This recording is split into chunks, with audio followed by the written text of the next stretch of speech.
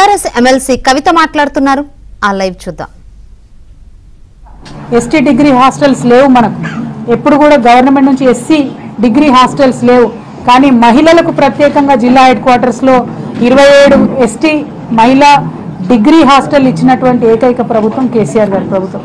అంటే ఒక ఆర్ద్రతతోని, ఒక ప్రేమతోని, ఒక గౌరవంతోని నా తెలంగాణలో ఏ మూలకున్న బిడ్డైనా బాగుండాలనేటటువంటి ఉద్దేశంతో చేసినటువంటి పరిపాలన కేసీఆర్ గారిది. మరి ఇవాళ పరిపాలన చూస్తుంటే ఎవడెక్కడన్నా జావని, ఏ మూలకు ఎవడన్నా ఎడవని నాకు సంబంధం లేదు.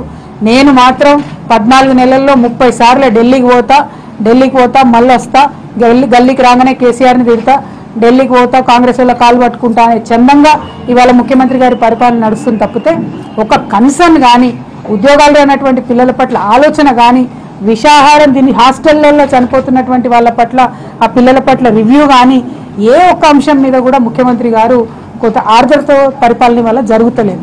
మరి ఇది నిజంగా ఒక దౌర్భాగ్యమైనటువంటి పరిస్థితి అని చెప్పి నేను మనస్ఫూర్తిగా భావిస్తా ఉన్నా. మహిళలండి ప్రత్యేకంగా కనీసం ఒక్క కార్యక్రమం చేసిందండి ఈ గవర్నమెంట్. 14 నెలలైంది వచ్చి. ఒక్క కార్యక్రమం, ఒక్క రివ్యూ చెప్పండి.